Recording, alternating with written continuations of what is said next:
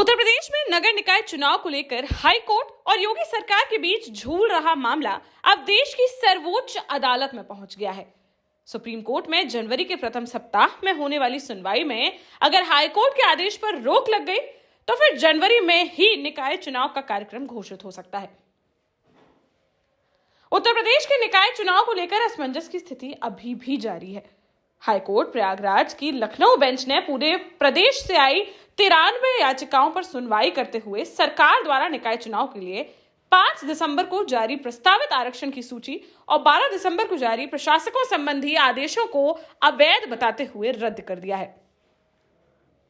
इसके साथ ही ओबीसी आरक्षण हेतु ट्रिपल टेस्ट के सुप्रीम कोर्ट के आदेशों को नजरअंदाज करने से नाराज होकर बिना ओबीसी को आरक्षण दिए तत्काल चुनाव घोषित करने के आदेश दिए हैं।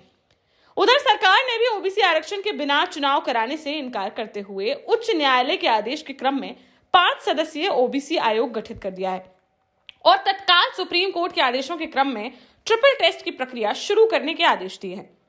इसके साथ ही सरकार हाई कोर्ट के 27 दिसंबर के आदेश को सुप्रीम कोर्ट में भी एसएलपी दायर कर चुनौती दे रही है, जिसमें जनवरी की 2 या 3 तारीख को सुनवाई संभावित है।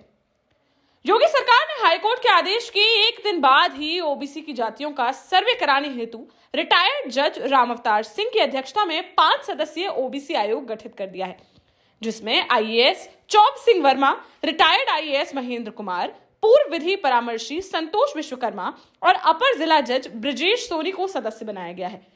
इस आयोग की अवधि 6 महीने की रखी गई है। आयोग के अध्यक्ष राम अवतार सिंह का कहना है कि उत्तर प्रदेश जैसे बड़े राज्य में कम समय में ओबीसी का सर्वे करना कठिन काम है, लेकिन उनका आयोग इसे जल्द ही पूरा करेगा। इसके लिए प्रदेश के सभी जिलों में जाकर डेटा इकट्ठा करना होगा और हर जिले में जाकर सर्वे किया जाएगा। इस काम में कम से कम 6 महीने लगेंगे। पिछले निकाय चुनाव पर गौर करें तो वर्ष 1994 से चुनाव में ओबीसी को आरक्षण दिया गया है। राज्य सरकारें सभी चुनाव के पहले ओबीसी के लिए रैपिड सर्वे कराती रही हैं।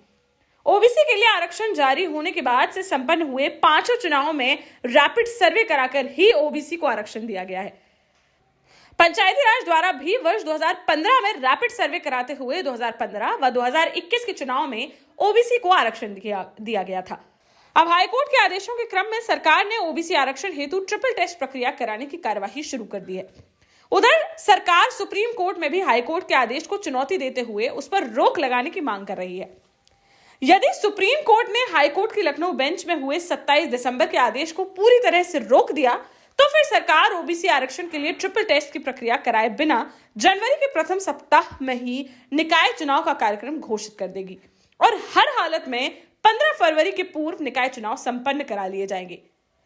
लेकिन यदि सुप्रीम कोर्ट ने हाईकोर्ट के आदेश पर पूरी तरह से रोक नहीं लगाई तो सुप्रीम कोर्ट ट्रिपल टेस्ट की प्रक्रिया पूरी कराने का आदेश उत्तर प्रदेश सरकार को दे सकती है और चुनाव के लिए सरकार को कम से कम 6 महीने का समय भी दे सकती है, जिसके चलते चुनाव जून या जुलाई में ही कराया जाना संभव हो पाएगा। खरी बात न्यूज के लिए विशेष संवाददाता शिवम यादव की रिपोर्ट।